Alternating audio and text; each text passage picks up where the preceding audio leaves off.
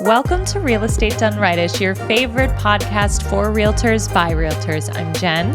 And I'm Annalie. For a combined 30 years, we've been working in this industry just trying to figure it out. By figuring it out, we mean we've perfected the art of getting Botox touch-ups during our lunch break and pretending the slight swelling is just listing excitement.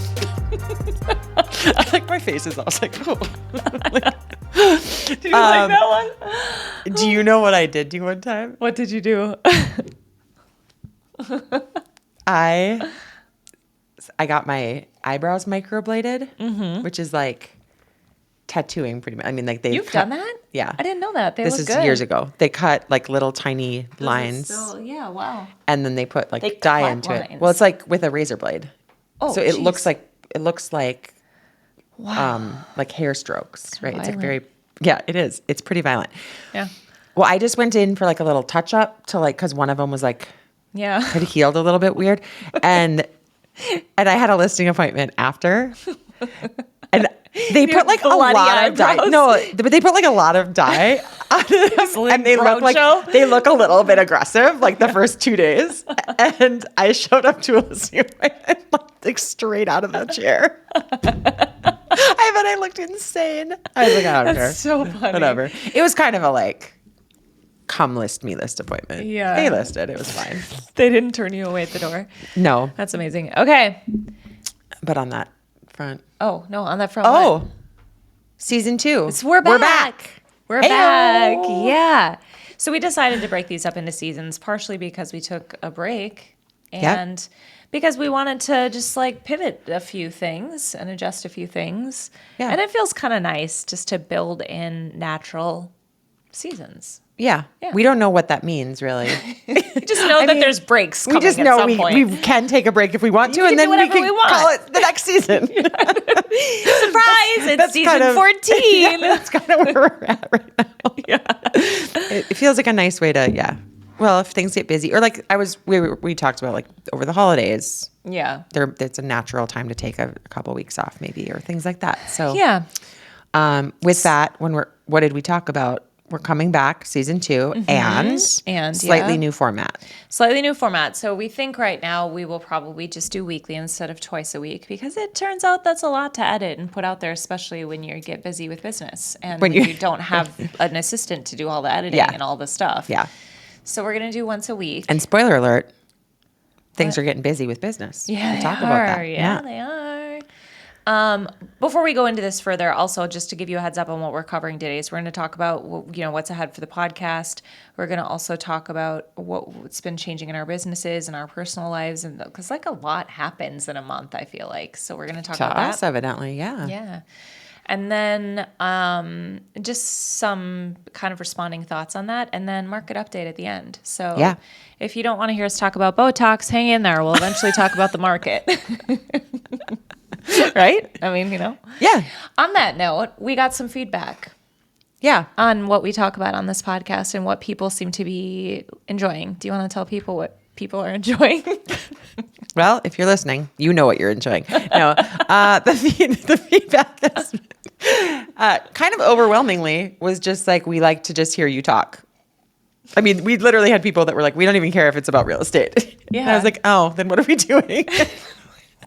Shoot, we really missed the mark. And going into what we are calling season 1, we were kind of like, okay, we'll have this more serious episode and then kind of a more fun episode.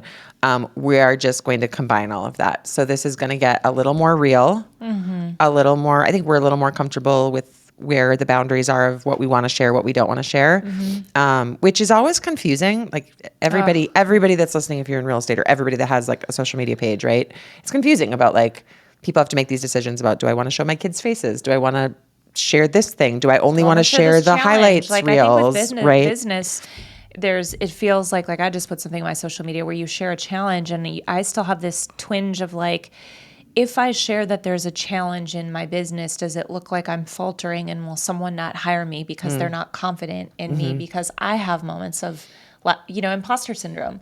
And so I think that's what comes to my mind is like, I'm sharing the real stuff, but I have kind of come to terms with the fact that I just can't not do that. It's Yeah. just, I'm so wired to be an open book. It takes a lot of energy for me to like close myself off. So Yeah.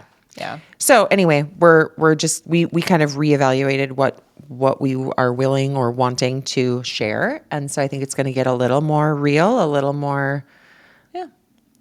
Just like what we everything. girlfriend chit chat about, right? Yeah. Like, you know, fun things. Yeah, minus a couple things.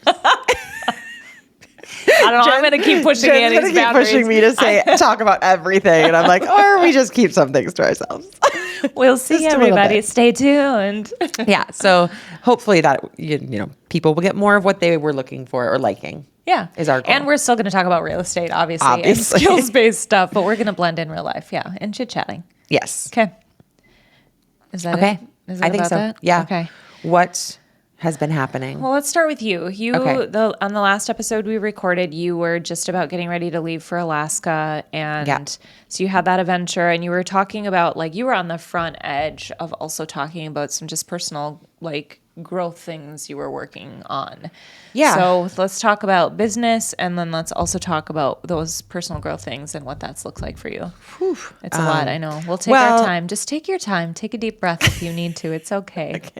I'll walk you through it. you know what I've been through. If I forget something, feel free to fill it in. I mean, the overarching theme is like, what do I want? So what do I want my business to look like? How do I want that to look as far as team structure goes? There were some changes that were being brought to me from team members. We've always kind of done it the same way, and people are ready to stretch and grow and change. So there was some of that was coming up. And then in life, I was kind of it was brought to my attention that I was often not making decisions for me, but for other people. And so I was like, okay, I need to Guys, lean we into just, like, this pause on everywhere. this? Yeah, because I feel like in our conversations around that, and it might be for people that know you, that might surprise them, like it surprised me when it sort of was more clear, like, oh, you're not actually doing that for you. You're doing that for somebody else because you are so strong and you can like speak your mind and you're independent and successful. And so I think just to like pinpoint, or not even pinpoint why, because I don't think that always matters for us, but I think there's a lot of people that look like I'm making all these decisions, I'm strong, I'm a go-getter, I'm whatever, but underneath that, not realizing like what's motivating the decision, or is it really actually what I want? Was I told that I should go after this thing, or was I? So for you, was there like, how did you realize you were making decisions for things that you didn't actually want, or like how do you remember how that came up? Are you willing to talk about it? People told me. Yeah, well, yeah, like, do you want to talk about any specifics or no? You did. Yeah, You I told did. me. My mom told me. I mean, people, and then when I shared it with people, they're like, "Uh-huh, yeah." Yeah. You just are like, I think it comes from if I really like zoom out, if I therapize myself. That's fun. I think it comes from a place of like really wanting to make sure other people are okay, and in that, I kind of lost the thread of making sure that like I was also living my life. Yeah. Like it is still my life, but Yeah. and making other people feel, it's not like I don't even know Can how we to. talk about your mom's house and like the decision making around living? Yeah. Yeah. Yeah. Okay. So like, I'll just overview it and then you can jump Yeah, in. great. So Annalie's, how old is your mom? 85. Super independent, sweetest woman ever. Love Mama Nino. She's amazing.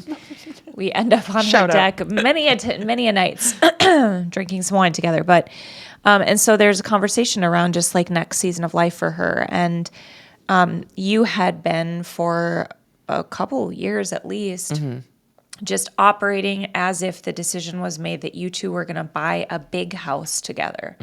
And like that was influencing other things in your life, you know, like that, because that's a big like decision in and of itself. And then that has a lot of like domino effects in all areas of life. Yeah. But it was just kind of like, no, it just is what it is. Cause that's like what's best for mom. Yeah. And somebody's got to do it and I'll do it. And you would lovingly will do that. And then there was this moment of like, oh, wait, is that really what I want? And are there other options? Is that a fair assessment of the whole thing kind of?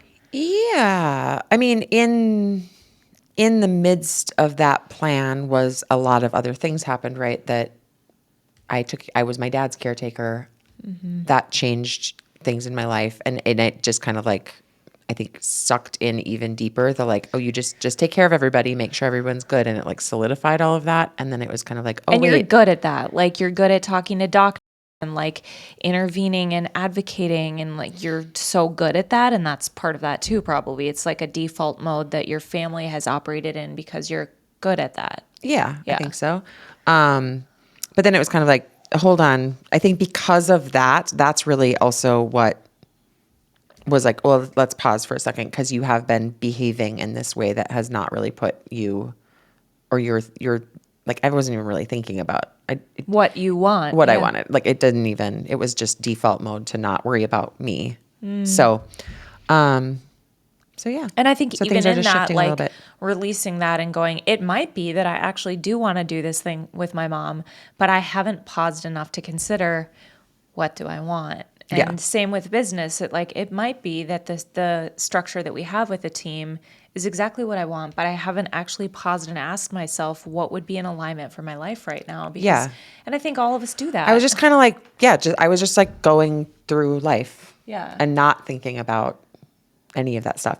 And it's not lost on me that when we do like business planning, we're all getting ready to start business planning soon, like in the next month. And you talk about like, where do you want to be in 5 years or 10 years? Those were always virtually impossible for me to even consider. Yeah. I was like, oh, I don't know. Yeah. I want to be alive. Which is fair. Like legitimately, Yeah. I'd just be like, and then what I would inevitably do for business planning is just like do what people think you should say you want to do. Yeah. So like, is it that you want to own 10 investment properties? Well, that's a thing. Okay. I'll put that down. How much money do you want to make? I don't know. I make this much now. Yeah. Let's just like amp it up 10% every year. What numbers does that give me? Like it wasn't really ever thought out and like coming from my like gut and Yeah. like, this is, oh, I want this. And this is something I want to work towards personally or professionally. So, that has now been coming up is like, oh, where do I want to be in 2, 5, 10 years with this business? And now I'm starting to like ruminate on that because I'm like, I don't think I've ever actually truly thought about that. I does just it was feel? like, boop. And now this is my 23rd, 24th, whatever year in the business. I'm like, for literally that long, I've just been like, boop-a-doop-a-doo. Like, sell homes. Here I am. What am I supposed to do next? Somebody tell me. Like, who should I be? Yeah. How should I show up? What should I do? How should I, all the things. What should my business look like? Well, you've been in the business for a long time. You should have a team. Okay. That kind of stuff, So like now and I have no idea. Don't ask me anything about what I want any of that How do you feel going looking. through this process? Great. There's so many. I mean, it's been a little crunchy. What do you and mean a little by that? messy at times. Well, there's been reactions from people that are emotional or just them realizing they have to make different decisions because now I'm making different decisions, and that doesn't sometimes feel the best, right? Which is why we probably avoid that. I mean, I think Yeah. that's so in any of life, like when we change, it becomes a mirror for other people. And sometimes the relationship can stay the same and things can, Oh, yeah. but oftentimes it changes the nature of any relationship, working, friend, family, dating, whatever, that like, if I'm changing, you're going to be reflected something back where you might want to, need to, or don't want to change. And then can we continue with this relationship in the same manner or not? Yeah. And that's real. And that's happening personally, professionally, all these different ways. And now what I'm starting to see is like I'm through the I would call it like the crunchy, painful part, but I'm starting to see the next level of relationships changing. So What do you mean by that? So how are people on my team showing up? Now they're starting to show up differently because of decisions that we've gone through, or not my relationship with people, but how are those people's relationships with other people now changing because of it's dominoes. It's like it's out to that next like layer, wow. and it's interesting and fascinating. And I think all positive. I think that they're like the dominoes are not, I'm not seeing any negative dominoes because I'm also not like making It's not major wild shifts, sweeping, you know? but it's enough. Yeah. It's standard setting. It's Well, and I will say, like, for my business, the structure shifts were very minuscule. It just was that some people were ready for more opportunity and wanting to take listings. I was always the listing agent, and I was the only person that signed a listing on my team. Not every team is like that. That's just how our structure was. And now we have one team member who is also going to be taking some listings, not all, when she wants to. And then another one completely new for herself that that's not where she is and she doesn't want that right now and she's not ready for that like skill to be added. So so like small shifts. These are not catastrophic. Yeah. Nothing has been blown up. Nothing Yeah. has like majorly changed. Yeah. But yeah. I don't know. What else do you want me to say about that? No, I think that's good. Thanks for all of that. I don't know. I feel like a broken record when I say this, but I just think that we are all so much more alike than we are not alike. And so to me, anytime I hear somebody going through something or a lesson they're learning or an experiencing they're having, it is a mirror for what other people experience, and there are principles we can take from that. And so Yeah. I think it's so powerful just to share. Yeah, it's all been really good and positive and like I said, there's been some weeks or days that I'm like, uh-oh, like this feels Yeah, bad. a little Like everything topsy-turvy, feels bad yeah. all of a sudden. And I'm like, oh, that's just literally the, like kind of the dust settling after Oh, yeah. I'm either setting a standard or a boundary or making a decision that is not for other people. I think our It's for- bodies also have to like actually integrate. Like our nervous systems are calibrated to whatever our normal is. Like that's proven. And our parasympathetic nervous system is the one that comes online to calm us down when we're freaking out. All change, our lizard brain views all change as a threat to our survival. Yeah. So every change that we're going through, our body's like, holy shit, am I safe here? Right. And I feel like that's a lot of when I talk about like the work and doing the work, it's like when we choose to accept change or like move forward in that way, it's also physical. Like I'm exhausted, I'm feeling more emotional, and like allowing that to happen so that you can, your nervous system and your neurological system can actually rewire. It's real stuff. Yeah. Yeah. Yeah. Yeah. So anyways, good work. Thank you. You're welcome. Okay. You got a lot going on too. What's happening? Yeah, I just shared in my stories yesterday, so some people listening probably saw it. But if you've been listening to the podcast, well, I don't even know if we actually were recording during that 1 week when I had like my serious moment of what the hell. I don't know if we were I recording. don't know either. But anyways, Which one of those weeks? I just spit on you. I'm sorry. You didn't. Yeah, no, there was more than one, but I don't know. It's probably 3 or 4 weeks ago that I had I'm so fuzzy in here again. I gotta get my. If you ever see me looking at the camera, if you're watching on YouTube, it's because I can't figure out how to change the settings so that it like tracks your eyeballs and then it gets fuzzy on the person whose eyeballs aren't looking at it. So I have to look at the camera more. You're still fuzzy though, and I'm not looking at the camera. Well, scoot over, make room. I'm gonna get real close. Yeah. Anyhow, a few months ago, I've been for the last year.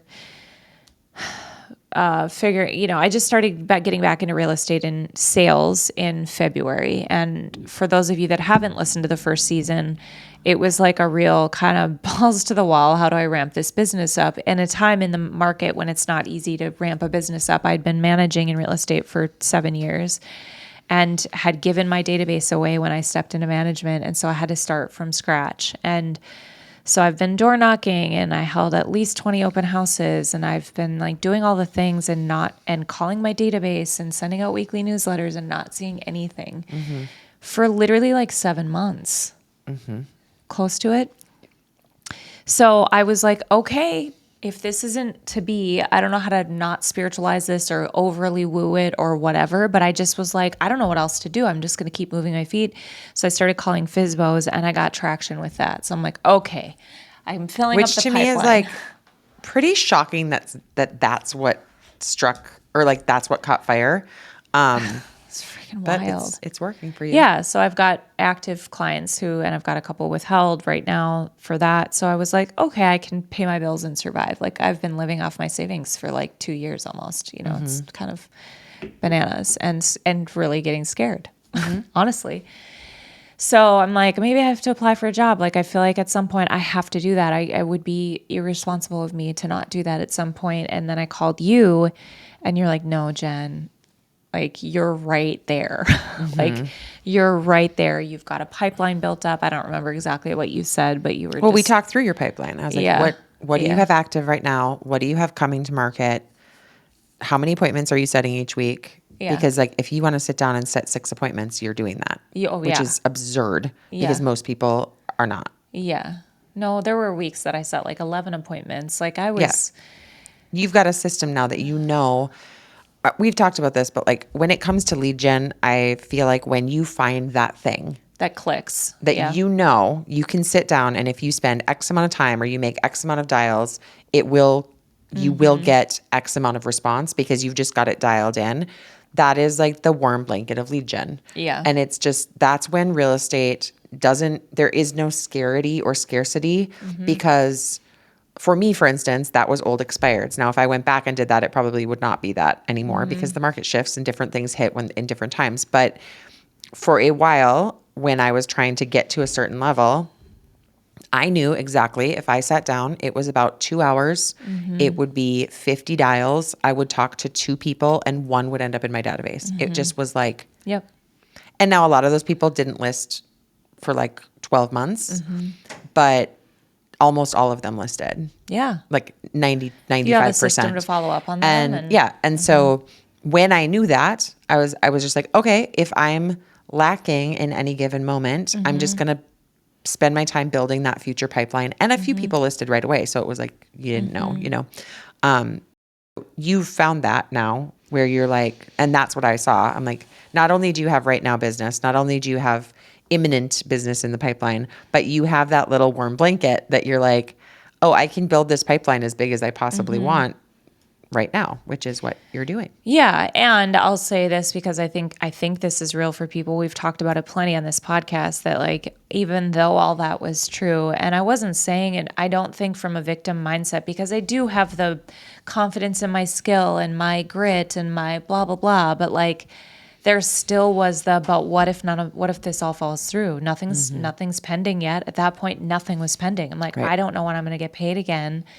We're in a weird market, so your mind is still going through all those things and you have to, I feel like every day I was making the decision to keep going, every day it was like, okay, I'm going to bet on myself again today and I'm just going to keep stacking up these days and I hope to God it works. And so that was that. And then, I guess it's only been like a week. I think it was a week ago today. Freaking, that's crazy. Well, it was Thursday when I was out at your mom's house. You say freaking a lot. I say freaking. It never makes me laugh. She likes it when I say that. I try to say fuck less. Well, I feel like it's, I don't think I'm not promoting or advocating that you should fully just go full blown Z. It's just friggin' is such a funny word to me that every time you say it, I will giggle. So okay, great. That's what that disclosure. Is. Okay. Okay, cool.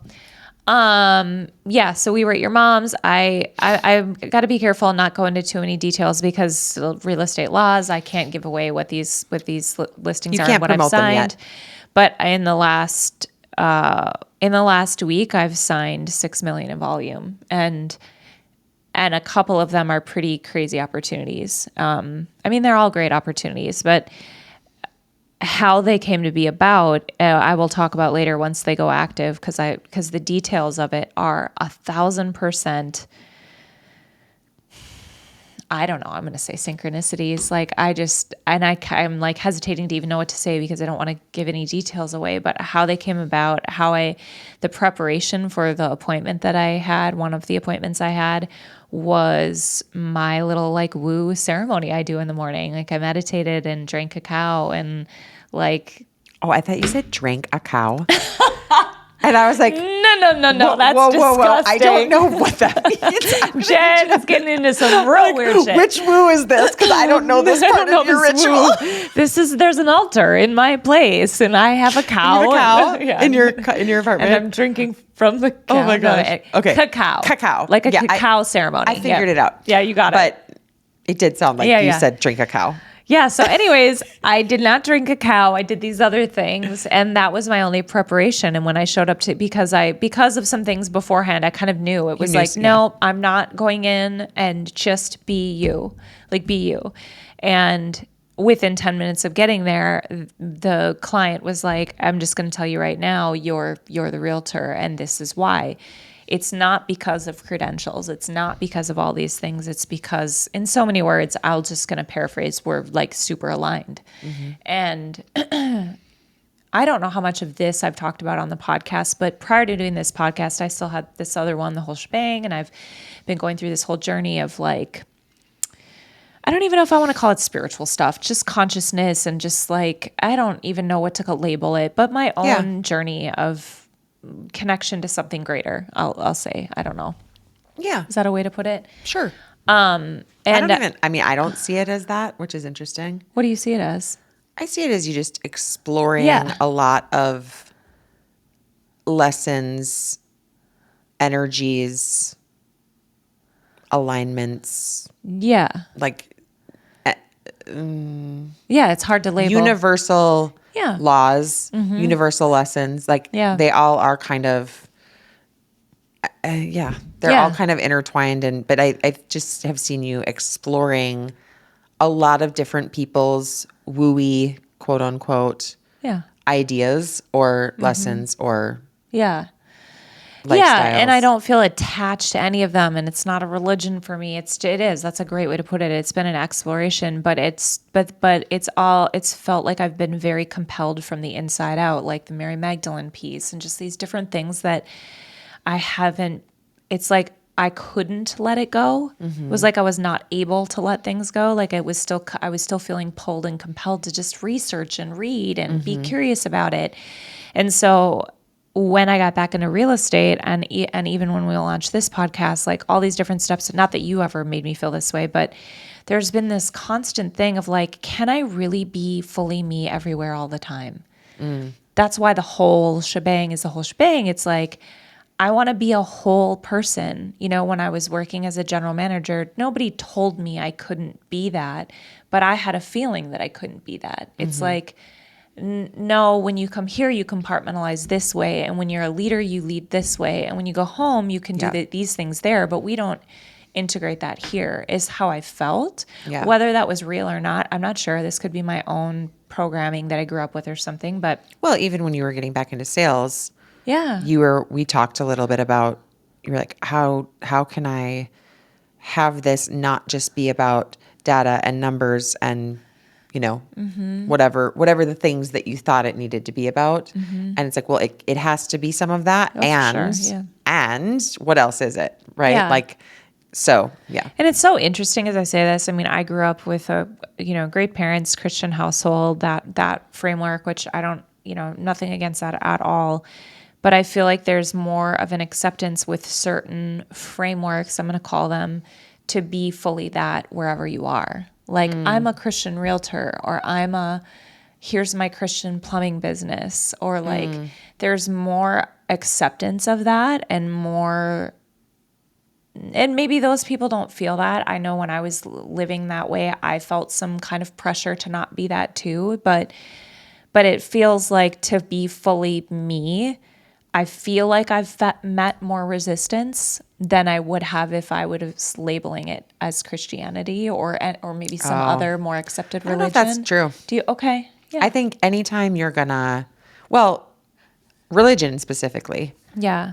Is such a topic. No way. What are we doing here? Yeah. How did we get here? No, this is what we're doing. But, I think anybody, if they're going to try to integrate their religion into a space that's not just their religion. Yeah. Whatever that looks like. Yeah. they are going to be met with resistance from other groups. Yeah, that's true. Because there are anti-religious people. There are religions that don't respect each other. It depends on who the people are, but Yeah. I think anytime, like to me, there's the fine dance in business of like, you don't want to try to be everything for everyone. Right. And you also don't want to necessarily make entire groups of people feel uncomfortable about being with you or around you. And I think that when people choose to bring religion to business or political views deeply into their business, or, that's going to have ripple effects And that's a choice. Like, I think to your consumer. Yeah. And whether I don't, But even know. I'm just saying that I don't know that yours is any different than anyone else's. That's good. Here's That's a really fair. good example. Look at what happened to Target after they took away all their DEI. Yeah. Their CEO just got fired. Their sales are lower than they've ever been, right? Yeah. They made a choice. Yep. And that choice, because they took a stance, had a ripple effect that has affected their business. Yep.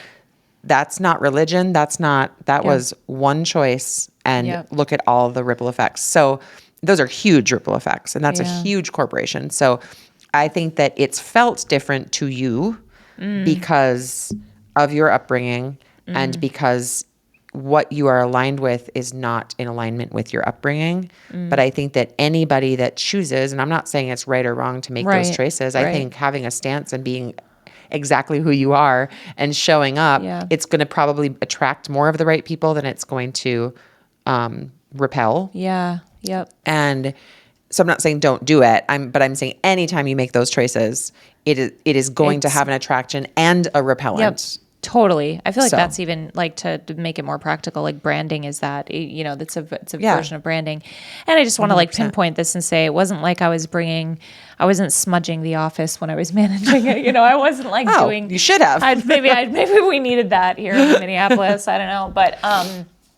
But yeah, I mean, I do think when I talk about being fully myself everywhere that I go, I for whatever reason, I feel like there are some scenarios where I feel like I've had to kind of dim me. Yeah. And make myself smaller. And so it doesn't necessarily mean that I'm doing a bunch of weird things in a listing appointment. But this one, to come back to that topic, was more of that. It just was that vibe of like, this is who I am and this is the language we can speak. And it was very aligned. And I got hired. If you wouldn't have been speaking that language, I would you have wouldn't not have got even hired. you wouldn't have even gotten the appointment. I wouldn't have gotten in the door. There's no way. Because I didn't get in the door. True. Just kidding. Yeah, true. But yeah, and I think that was a huge, so leaving that and having those signed, and it's not just about the volume and the money. It's about the whole thing. It's about what are these universal laws? And I'm curious about that. Was this because I was just taking action and like moving forward, and this other thing came to me because I had quote unquote faith in the vision that was in front of me, or was this synchronized from years ago? Because the reflection that I got back from this client was like, no, you're here because you're ready to be here. And that stuff that you didn't know how it all lined up prepared you to be here for this conversation. Mm-hmm. And there were threads that pulled through from 4 or 5 years ago of things that I was like, why am I so curious about this? Like what that showed up in this one conversation, which again, maybe it's nothing. Maybe it's coincidence. I don't necessarily even care to totally analyze all of that, but I'm feeling a lot of gratitude and a bit of awe, because I'm like, what in the actual fuck? Like once these do go active, I think people will get an idea of why I'm saying that. It's just, and it's not like it's the end all be all in the business either. It's just a really cool, fun opportunity that I wouldn't have put. I feel like I just collapsed time a little bit. Yeah. Or something collapsed time is what it feels like. I mean, I think anytime you get, like you said, this could be year making. It's not going to be career making. Yeah. Right. And it may shift the trajectory of your business, and it may be year making, blip, or the next 2 years making, because they're going to be interesting to sell also. Yeah. And none of that really matters either. Like, I think take it for what it is. And what is cool is like where it came from, why it came, how you got here. And if you keep leaning into that, the lesson that I would take is if you keep leaning into that, again, it's going to be attractive and repellent, but the attraction is what matters. And like, if you just Yeah. focus on that and don't worry about who you're repelling, because Yeah. they're not your people anyway. No, and that's a part of like every time I'm, at this house and meeting with a client, I'm like, this is so much fun. Yeah. Like the project, the experience, like all of it.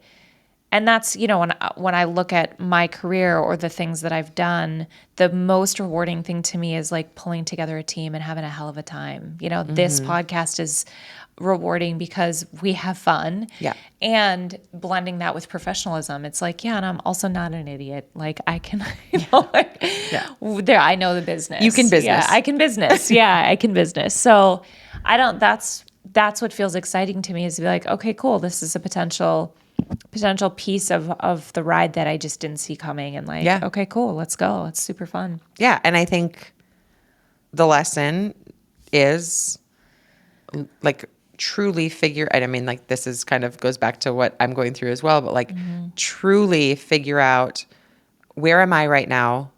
Who do I want to be? How do I want to show up? Yeah. What feels really, really good? Yeah. And the more I can lean into that, the more that is going to bring those things into my life. Oh, Annalie sorry. now. Golly. That's spam. I don't know why it's ringing. I don't know either. Whatever. Sorry. Yeah, that's okay.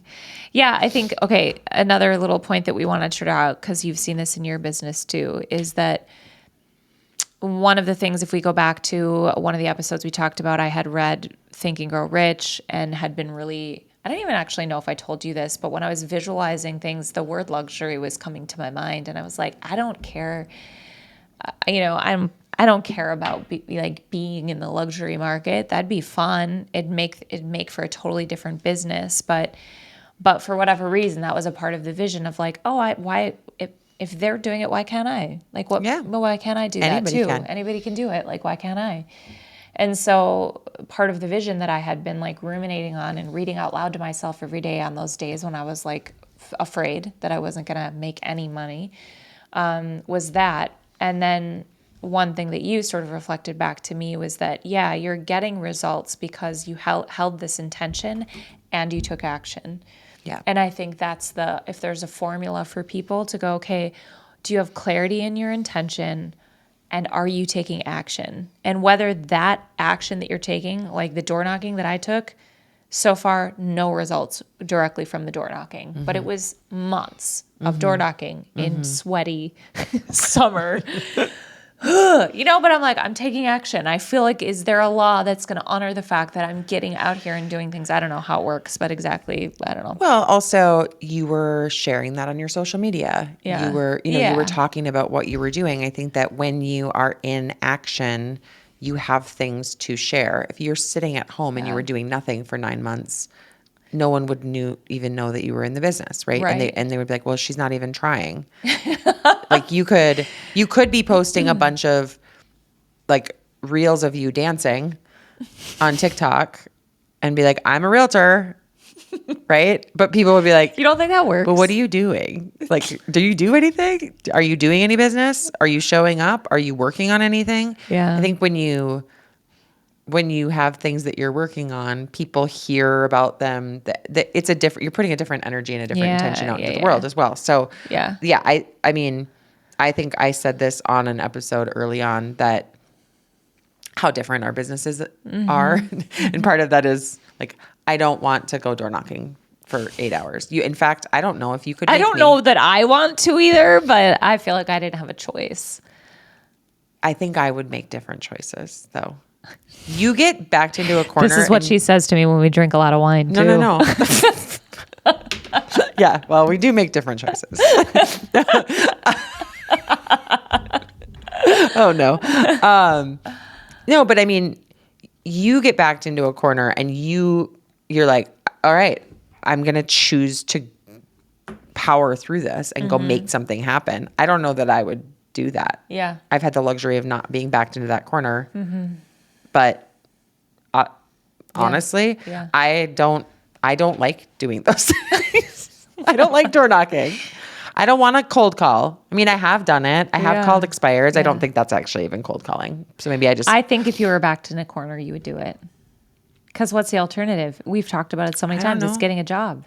You just haven't been there. You've been in the industry long enough. But I think if something crazy happened or if you had to restart again, I think you would do it. I don't think you're giving yourself enough credit. Well, I mean, yeah, I have done things to like bring in more business. But anyway, I mean, I have lead generated in my life. Like, I'm not a complete. Yeah, no. You have. And at this point, right now, in the last few years, when I am like looking for business, I have said like, oh, I just say, okay, I'm ready. And I literally like kind of tell the world. I think we both have magical powers. I'm ready for more. But if I just say that and then I sit at home and watch movies all week, it doesn't show up. But if I say it and then I even just like show up to the office and work on something, it's not even that I'm necessarily Doing a lead direct generating input, or a output. direct. Exactly. Yeah. If I just am showing up and saying like, energetically, I'm also working on this to be ready for what's next for me, that's when it shows up. So I do think there is just something in the energy of it all that is Coming to mind, what's that documentary with have you watched it? Phil Stutz. never heard of him. It's actually really good.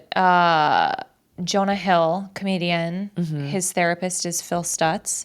Phil Stutz wrote a book called The Tools, and I've done some classes on it, on one piece of it, but he talks about when we're moving out of comfort zone, like our natural, like there's fears and there's things that get in our way, discomfort, like pain is what he labels it, just anything that's uncomfortable makes us afraid, whatever. And it's really easy to go back into this comfort zone. And he takes you through a visualization where you're like imagining yourself in this really cozy comfort zone. And then the question is, well, how does staying there impact your purpose? And the reality is like, oh, I can't even get to my purpose because I'm literally in a little bubble of comfort right now. And then he talks about, I don't know why I didn't think about it until just now, but he talks about when you get up to take action, he calls it the force of forward motion, that there's like this energy that meets you when you go to take action to push you through whatever that blockage is that's getting in your way. Yeah. Energetically. He doesn't say it energetically. He's like a psychologist, but he kind of says it. Yeah. Yeah, that's cool. Anyways, okay, here we are. Okay, we nailed it. We nailed it. All right, do you want to talk about the market? No.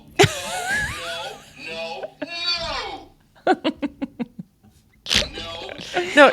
1,000 times no. I mean, I got this button at Target because it just made me crack up. I was there with my daughter when we were like shopping for college things, and it made me laugh so hard. And then I was like, I have to buy it. And but my answer is always yes. I want to talk about. I the know, market. but we're boundary setting right now. Oh, you don't want to? I'm kidding. Too bad. Let's talk about the market. Okay. Okay. So this is September. Yeah. 2025. That's where we are right now. That's where we are right now. We just had on September 5th, which was just a couple days ago. Isn't it like the 7th right now? I don't know.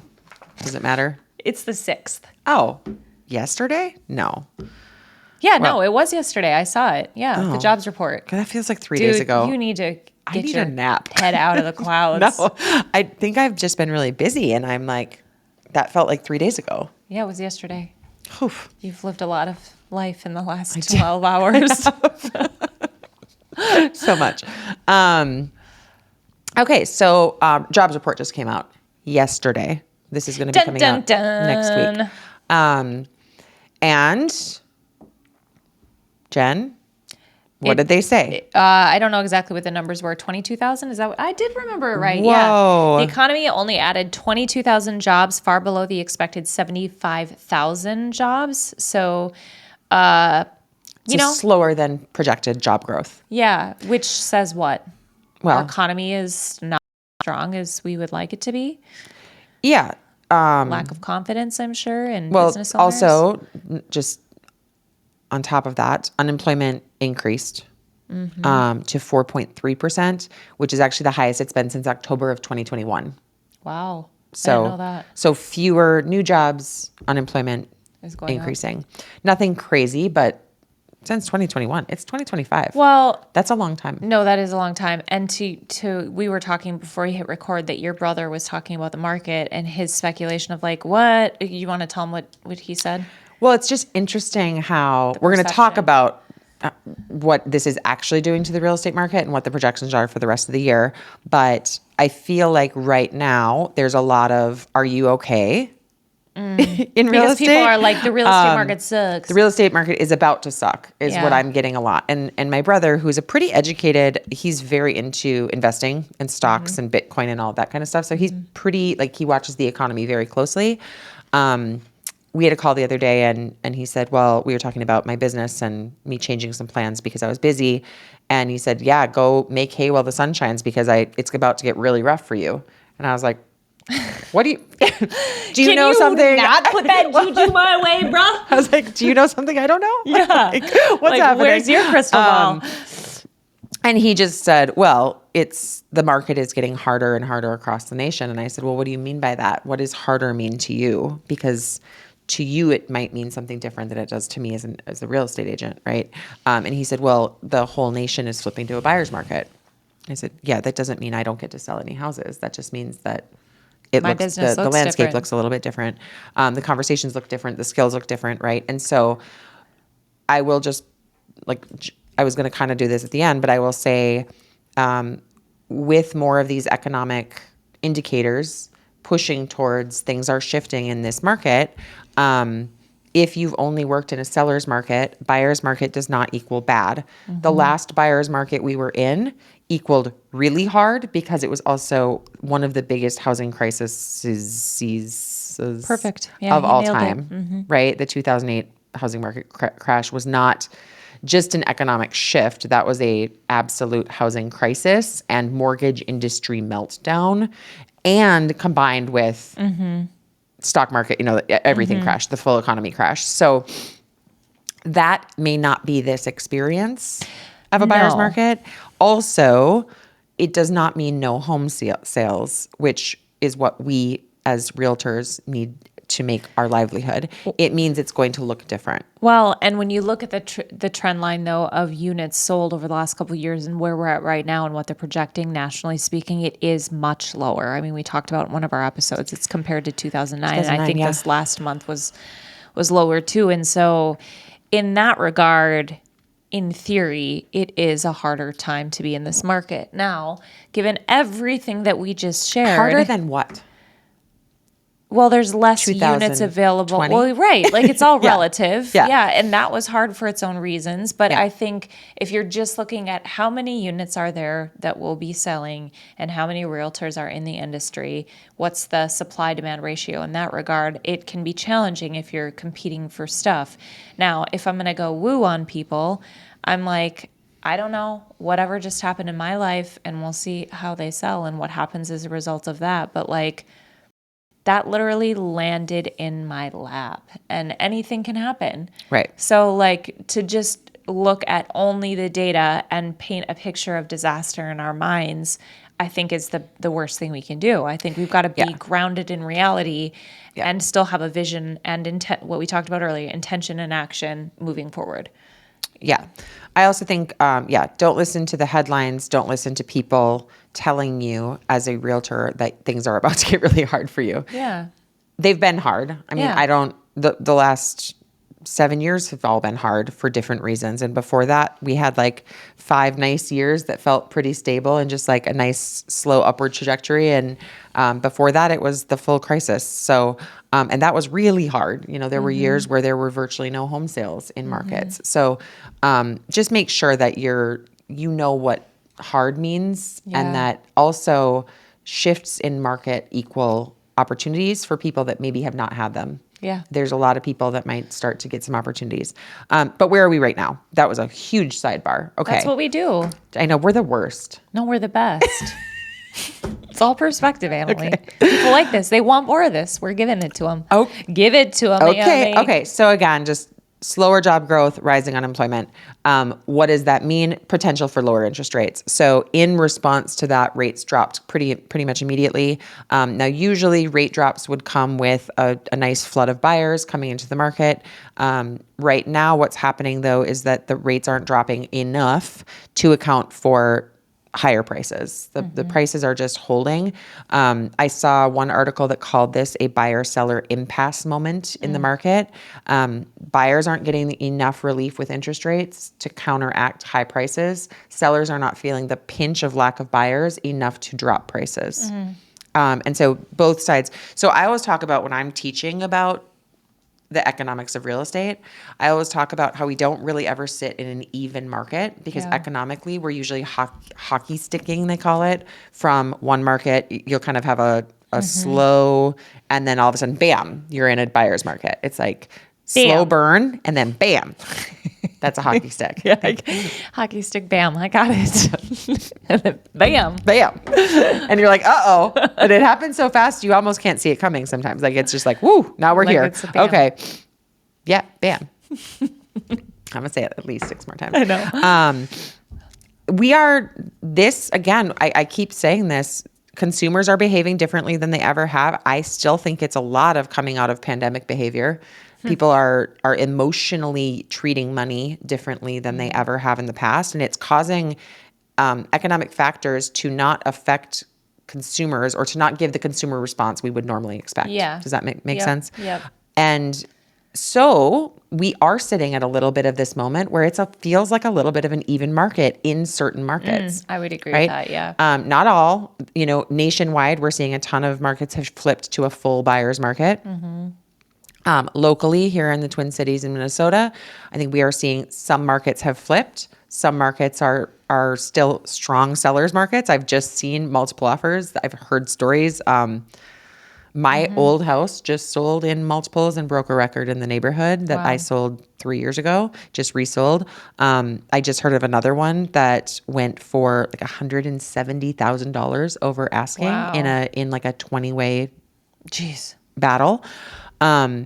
So some of our markets are still sellers. Some are kind of this impasse market. Some are buyer's markets. So we are in a market of know your market. Yeah. Know your micro market. Don't show up at every appointment with the same idea because you're looking at vastly different experiences for different consumers. I would today. say get anecdotal, if you don't have a bunch of listings in an area, reach out to agents and get anecdotal, but really like anecdotal stories, evidence, whatever, but also really look at the data. Like I just had a listing go on and the value was there. There was value there up to another probably $50,000 or $60,000. We could have priced it. Like there was appraisal cause to price it that high, but I'm like, what's really concerning me is that there's 3 very comparable properties that have been active that are priced $50,000 less that have been sitting on the market for over a month. Yeah, that's why you can't. Okay, so that's you why have you can't to just look use at sold where data. the market is moving Where and it's going. how the buyers are responding right now. And so for a seller to say, yeah, but this one just sold. Now, when you're not in a hot seller's market, you can't only look at what just sold. And that seems so obvious, but talk about knowing your market and being able to look at it and then advise your clients, not advise, but give them the information to help them decide because that could really change their outcome. For sure. Yeah. Anyways. Okay. Okay. So I mentioned all of this should be pointing to more relief in interest rates. Financial markets are giving a high probability of a Fed rate cut in September, which would typically cause a decline in long-term treasury yields and consequently a decline in mortgage rates. We talked about that in our very first market update when we really got confused about treasury we were just yields. only a tiny confused. No, I think we figured it out. We may have said the wrong thing once or 3 times, I don't but we got it at the end. Got it, yeah. Initial market reactions on September 5th, so literally yesterday was a Friday, they did cause mortgage rates to fall. I already noted this. They went down to 6.29, which is lower than they've been in quite some time. I also saw like 15-year went down to 5.6. And I was like, oh, there's some opportunity for people there. So that, though, is combined with what I was talking about, that lower buyer demand. Yeah. So lower rates theoretically would spur housing demand. Like I said, it's not enough. It's not enough. And then weakening job market and higher unemployment can also just erode consumer confidence. So it's not even that there's so many people losing their jobs they can't go do something different. Their consumer confidence is like, oh, wait, am I stable? Right. How stable am I? Is my Should I job be doing this stable? right now? What That's if what I'm I saying. lose my job? That's exactly, Yeah, that's what I'm yeah. saying. There's also a risk of a domino effect where a deteriorating job market and could be leading to a recession. Yeah. So we're back into that recession question mark that we've kind of been dancing on. I feel like we're dancing on a recession line for like the last 4 years. It's real fun. Yeah, it's a little tap dance, Fun little recession tap dance. Tapping If you over the could recession jump in the dance line, jump back. I just literally pictured myself tap dancing. I did too. You or me? I pictured you tap dancing, not me. Why not you? Because you were doing this little move just now. I'll tap dance for you after we get Great, done. I can't wait. I did tap dances. I believe it. I was a tap know, dancer. You're a dancer. We already kind of talked about this as well. High home prices combined with previous mortgage rates have already strained affordability. Economic slowdown will likely exacerbate this issue for many buyers. And so it's not, again, the interest rate relief is not going to be enough to fully counter the pricing issue. We would need, and then economic concerns, all of it is kind of going to be tricky for buyers. And here's the crux of it all. If you haven't worked in a buyer's market before, what's the most frustrating part is we start to see opportunity for buyers, and buyers will not take the opportunity or cannot take the opportunity. Yeah. So to me, those markets are about going and finding the people that are able and willing to behave like no one else. Yeah. Because when prices start to come down, which typically happens in a buyer's market, that is an opportunity to go invest, buy. So who has cash, who has higher consumer confidence, or can you teach people about the opportunity and why behaving differently than everyone else is going to get you the best? I think the other options. sort of opportunity for almost any buyer is now we're seeing homes in most markets. Like we're seeing it in Minneapolis. I just named 2. Like for a long time, we weren't seeing any homes sitting on the market for more than 2 weeks. Like everything was Everything gone. could sell. And so now if you've got a home, you probably have a seller that is expecting it to go in 14 days. And they're starting to panic by day 17.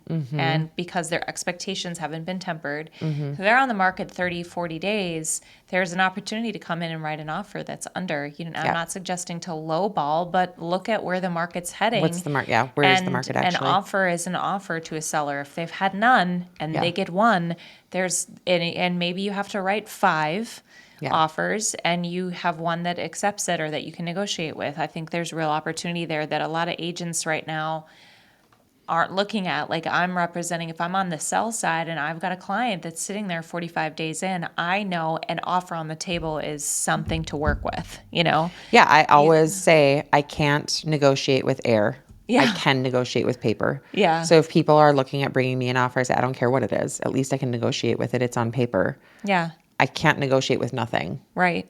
So right. bring me something. That's as a Right. listing agent. I'm always like, I'm a huge proponent of bring me anything. Yeah. I don't care. Yeah. And I just had a property go under contract that the offer initially came in $170,000 under asking. Wow. We came together. Yeah. It can happen. It happens. So, Yep. yeah. Also, interestingly, in these markets, when you give your sellers really good data and you really talk to them and you know how to lay all of this out, why are buyers behaving the way they're behaving, and what should we expect from your buyer, and what might they be feeling over the next 6 weeks while we're prepping and getting on the market. I literally signed a seller yesterday. I was pushing for one number. She went 25 less and said, and I'm anticipating I'm ready to drop within 2 weeks if we need to. Because the data was making her nervous enough that she said, will you be mad if I go here? Yeah, when you give them enough information. And I just said, my only concern, my only feeling about your whatever strategy you choose, because it's your number and it's your strategy, is that there might not be enough buyers to push this into multiples. And if it's worth $10,000 more than where we price it, we may not see that $10,000. And you may be leaving money on the table. Yeah. And if you feel okay with that, I'm okay with that. Yeah. I just have to tell you that's the risk that I really see good. that could be happening. And she said, I don't care. Yeah. Great. She wants to sell it. She wants to be done.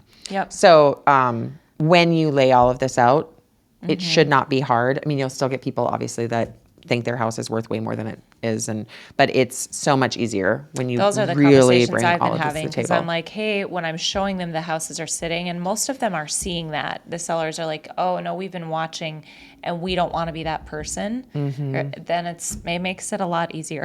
Yeah. Yeah. Yeah. Okay, I'm just going to end with future outlook. Did you see Good that? catch, cat, right? I'm sorry, what? Cat-like reflexes is what I was trying to say. I heard cat-like reflex. And I wasn't going to try to. Reflectionics. Here we are, whatever. Okay. What are analysts predicting? They're predicting rates will remain elevated through the end of the year, even with this. They're saying mid-sixes. So even with all of this. Now, they said continued weak jobs reports could mean more cuts, but through the end of the year, I would not be telling anyone, wait. No. Right now, if we stay in low, like under 6.5, and in places like Minnesota where there's seasonality, November, December of this year might be some great opportunity Yeah. to get into properties. So, Yep. home buyers should be watching jobs and inflation reports. That's going to be the Fed's biggest decision maker like factor right now is what they're predicting. Again, any of these numbers could start going bonkers. If we start sliding towards hockey sticking into a recession, bam. Bam. We know what happens. Things could look differently really fast is what Yeah. I'm saying. But so I think also as agents, like I would be watching these, I watch them weekly. I'm weekly looking for what numbers are coming out, what could affect the economy, what's the Fed watching? I want to be watching those same things.